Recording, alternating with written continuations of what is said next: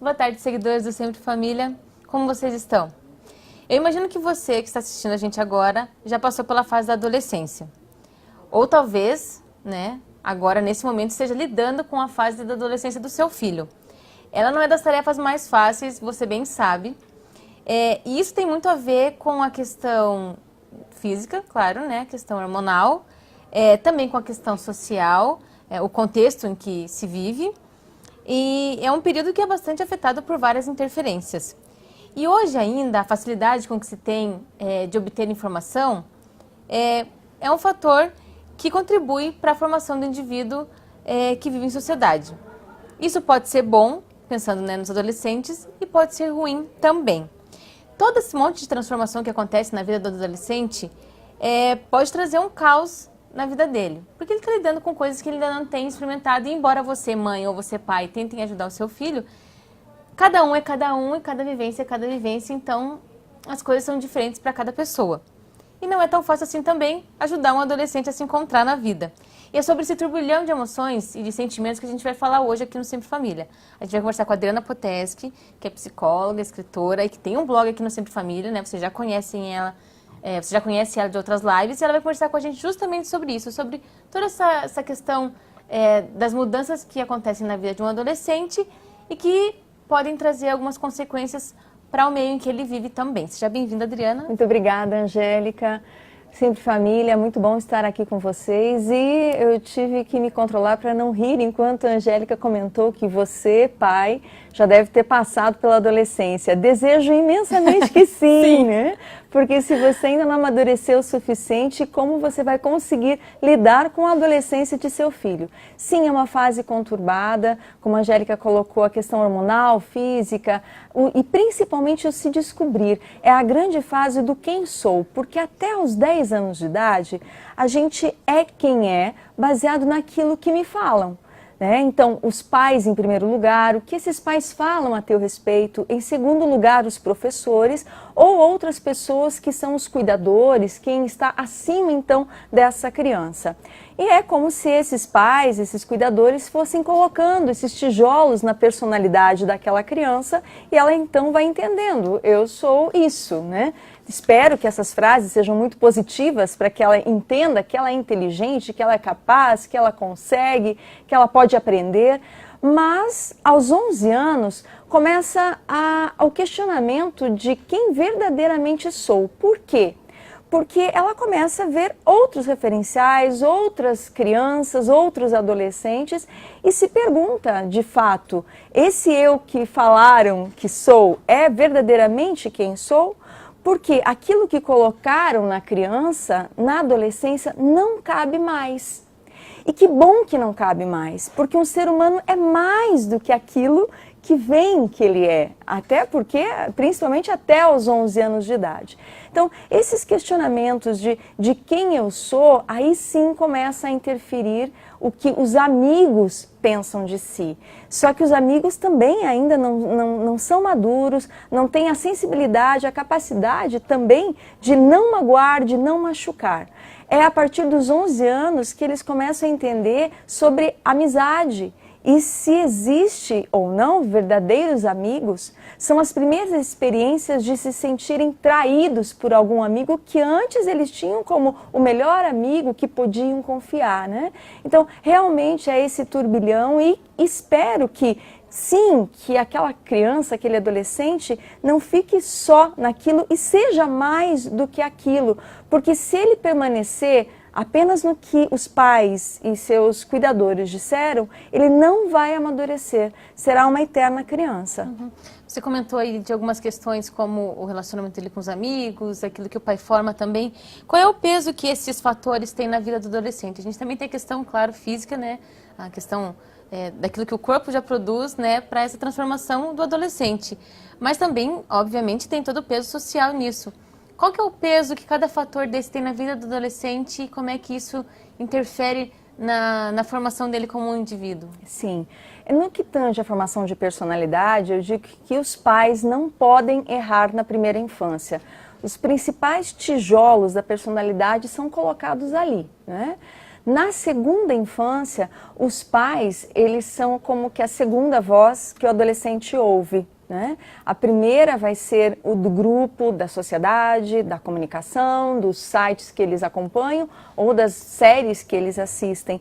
E os pais precisam, nesse momento, estar acompanhando, então, esse momento para conseguir ajudar, na medida em que você é esse companheiro desse filho, e filtrar aquelas informações que são verdadeiras, que são condigentes com os seus valores, com os valores de sua família e quais vão totalmente contra aquilo que se espera, né? De correto, de certo, de seguir um padrão de uma pessoa boa, de uma pessoa assertiva, também na sociedade com as pessoas. Uhum.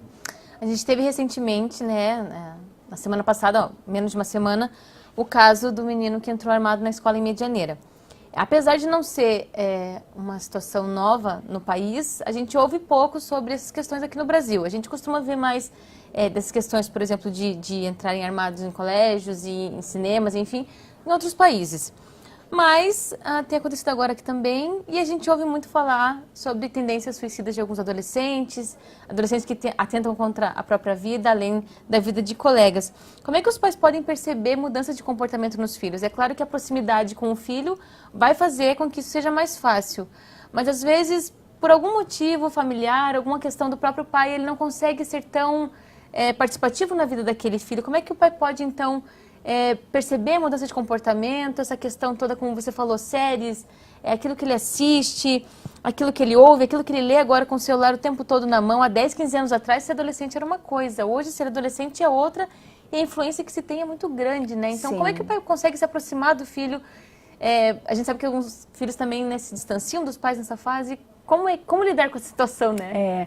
Angélica, me preocupou muito a questão de Medianeira, porque pelo que a gente vê na prática dentro do consultório, essa tragédia, né? Ainda bem que ninguém foi a óbito, mas já era prevista. Por que eu já previnha que isso, infelizmente, poderia acontecer nesse ano? Porque no ano passado, uma série que está sendo muito assistida pelos adolescentes é Os 13 Porquês.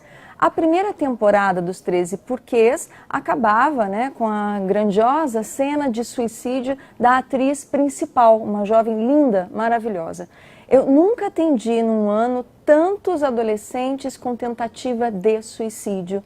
E, infelizmente, né, a cicatriz é horrível, pega o braço inteiro, são 27 pontos, então eu vi isso dentro do consultório. Na segunda temporada dos 13 Porquês, a última cena, e eu convido você que é pai a só assistir a última metade do último episódio dessa segunda temporada, porque é justamente onde um adolescente que na primeira temporada fazia coisas erradas, cometia pequenos delitos, pichar muros, enfim, né? Ele se regenera. Ele vai para ajuda terapêutica, psicológica, né? Então ele se reabilita, 3 meses de reabilitação. Quando eu vejo isso como positivo, porém, nada disso adiantou, porque pessoas abusaram dele numa cena horrível, que eu não vou descrever aqui ao vivo, mas eu convido você a assistir essa cena de um abuso com objetos dentro de um banheiro, massacrando esse jovem que já tinha se reabilitado, né? E aí o final é ele pegando uma arma para ir, entre aspas, né, se vingar então daqueles meninos que fizeram o que fizeram. E para ali, né? Então, quer dizer, como que um jovem, um adolescente que assiste esse tipo de série não vai se identificar com essa atriz do ano passado, com esse ator, né, esse menino lindo, enfim, passando pelo que ele também está passando e sentindo. Então, infelizmente, eu espero mesmo estar errada, né, que seja o primeiro e último caso no Brasil. Mas se os pais não estiverem assistindo essas séries com os filhos e filtrando o que é bom ou ruim dessas séries, esses fatos ainda vão acontecer esse ano. E digo isso baseado na experiência de adolescentes se suicidando no ano passado em função da série. Então, a Angélica me pergunta, né, como? É muito difícil perceber, sim, o como. Primeiro porque eles estão ligados na internet, e aí eu tenho que puxar a orelha dos pais, quer dizer, quem comprou essa internet, quem comprou esse celular, né? A Organização Mundial da Saúde alerta que até os 12 anos, no máximo, eles poderiam ficar 2 horas em eletrônicos. 2 horas no máximo, não estou dizendo ideal, é o máximo, né? E só a partir dos 13 anos eles poderiam estar no máximo 3 horas em eletrônicos. E com isso eu estou dizendo smartphone, TV, as séries, tudo. Então, qual é o tempo que você, pai, tem para estar vivendo essa juventude, essa etapa de vida tão importante de seu filho? Então, assim, é quase como um grito, né? Um grito assim, socorram a vida de seus filhos, porque eles estão, sim, colocando a vida deles em risco e agora podem colocar também a vida de outros adolescentes em risco. Então, nós não podemos, Angélica, apenas entender o que aconteceu apenas como um resultado de bullying, entende? Quer dizer, vai além disso, disso. Os jovens estão se identificando como vítimas ou se suicidando ou atirando em quem fez bullying. Então, é muito maior o que está acontecendo e nós precisamos, sim, estar unidos a esses nossos meninos, a essas nossas meninas. Você falou dessa questão do puxar a orelha do pai, pela questão de, às vezes, um adolescente estar com o celular já há muito tempo nas mãos. Tem criança já com o celular na mão, bastante tempo no dia, adolescentes também, claro. Como é que os pais podem estar preparados para lidar com esse monte de mudanças de emoções e principalmente essa questão, como eu havia dito, há 10, 15 anos atrás, ser adolescente era uma coisa. Os pais que foram adolescentes, eles eram um tipo de adolescente, né? É claro que cada geração é cada geração, mas não se tinha tanta informação como se tem agora, não se tinha celular na mão, tablet, notebook, televisão, serviços de distribuição de filmes e séries tão fáceis como a gente tem agora. Então, o pai, às vezes, se espelha no próprio pai, como foi lidado com ele na adolescência, mas agora ele tem um adolescente totalmente diferente do que ele via quando era novo também. Então, como é que ele pode estar preparado para isso, sabe? É leitura, é encontro contra os pais, de que jeito, sabe? Se existe um jeito de se preparar para isso, né? Sim, sim. Aqui, Angélica, nós temos 2 caminhos. Um que o pai precisa se atualizar e entender esse novo mundo, aprender a entrar na internet, enfim, ele vai ter que entrar nessa geração. Mas, em contraponto, também é preciso ter um caminho inverso. Nós vamos precisar, sim, voltar para trás, para pegar coisas que foram deixadas na nossa geração. Eu tive a oportunidade de estar com o professor José Oron de Navarra, um professor da Universidade de Navarra, e ele falava muito a respeito de 3 questões importantíssimas para a formação de identidade, porque a adolescência nada mais é do que a grande etapa que começa a formação de quem eu sou. E uma das coisas que ele mencionou, importantíssima para essa formação, é, por exemplo, ensinar os nossos filhos a perdoar. Que coisa, né? Parece uma palavra que retrógrada lá de trás, né? Mas não, eu preciso ensinar o filho a perdoar. O que é esse perdão? É conseguir que o filho veja que aquele menino, aquele amigo, é mais do que o ato que aquele menino fez. E eu tive, assim, um exemplo lindo. Eu tenho um filho de 9 anos, mas às vezes ele me surpreende. E quem me conhece sabe que eu sou fã dele, né? Porque ele estava passando por uma situação de chamar ele de magricelo na escola. Um menino chamava ele de magricelo, né? Aí eu questionei, filho, mas isso não é bullying, né? Ele disse assim, mãe, menos mãe, porque eu sou magricelo mesmo. E aí, assim, depois teve uma outra situação onde ele empurrou uma vez, empurrou 2, eu falei, e agora, filho, agora a coisa já está ficando séria, né? O que você fez, né? Eu quis entender qual a atitude dele. E ele respondeu assim, mãe, primeiro eu não empurrei de volta, porque não é assim que se resolvem os conflitos, né? Eu falei, então como você vai fazer, filho? Ainda não sei. No dia seguinte eu perguntei como tinha sido aquele dia, se ele tinha sido, né, de novo, sido importunado de alguma maneira por aquele amigo específico, e ele disse assim, não, mamãe, não tivemos problema nenhum. E eu já entendi que ele está querendo chamar a atenção de todos os outros meninos, mas ele está fazendo da forma errada.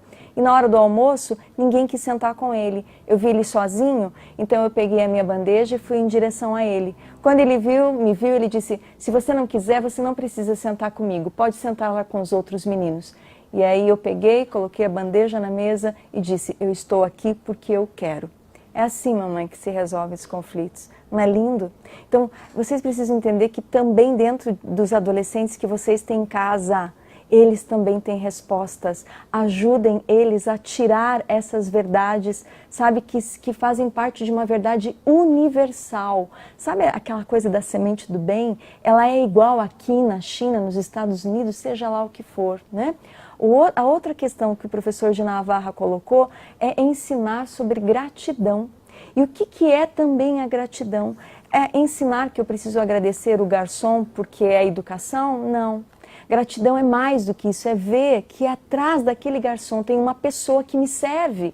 Isso é grandioso. Então, se eu agradeço porque eu reconheço que aquela pessoa está me servindo, eu também deixo de ser apenas um cliente e eu sou pessoa, né? E o terceiro quesito que o professor fala, o doutor José, é que é preciso a unidade. E aí essa unidade é que nós precisamos voltar lá para trás. Então é esse caminho que é ir para frente com a modernidade, sem deixar coisas preciosíssimas que vêm lá de trás. Essa unidade, um primeiro passo para essa unidade é empatia. Eu preciso ensinar os meus filhos a tentar sentir o que o outro está sentindo, né?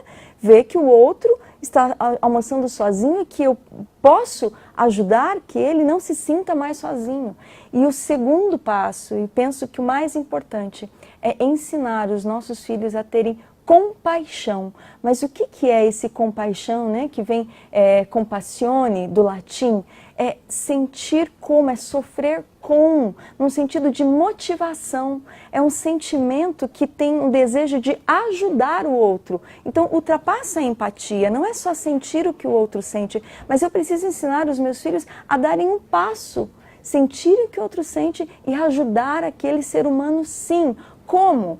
Na frente de uma televisão a gente vai conseguir isso? Não, ali nós só somos espectadores. O máximo que nós vamos conseguir é sentir dó de uma reportagem. E dó significa que eu estou num papel de superior àquele que sofre? Não, unidade é onde eu entendo que eu sou um ser humano como aquele que sofre. Eu achei tão lindo uma iniciativa de uma das tragédias do Brasil, quando em Minas, me fugiu agora, Mariana, né? E eu achei tão bonito um estacionamento, resolveu fazer uma campanha, eles tinham um caminhão e convidaram todo mundo a trazer água para eles levarem para lá. E simplesmente não tinha mais lugar para estacionar o carro naquele estacionamento, porque vinham crianças, vinham famílias trazendo galões de água para levar até Mariana, né? Então, vamos voltar para trás para poder acertar o que está acontecendo nesse nosso mundo. Urgente, urgente, porque quanto mais eu sou o outro, é paradoxal isso que eu vou dizer, mas quanto mais eu me dou ao outro, quanto mais eu entendo o outro, mais eu me torno eu. Esse é o grande processo da identidade que a gente precisa fazer agora com os nossos adolescentes. Legal, legal. Boas dicas, boas dicas. E não são dicas tão difíceis de colocar em prática, são coisas que a gente vive, que a gente pode buscar e que a gente pode aprender. Obrigada, Adriana, por ter trazido essa palavra, obrigada por ter ajudado a gente com essas informações. A Adriana, como vocês sabem, tem o blog no Sempre Família, e você pode procurar por ela tanto pelo canal, que é o blog, quanto pelo nosso e-mail, leitor@semprefamilia.com.br, e também aqui pelo Facebook, na nossa caixa de mensagem. A gente recebeu gente procurando pela Adriana por aqui, então funciona mesmo. Então você pode mandar suas perguntas, qualquer questionamento que você tenha sobre esse assunto ou algum outro, nos nossos canais aqui no Sempre Família. Obrigada mais uma vez por ter vindo, Adriana. Obrigada, pela sua Angélica. participação. Obrigada por você que nos assistiu. Tendo alguma dúvida, pode deixar no campo de comentários que a gente manda para a Adriana e ela ajuda a gente também. Até uma próxima live.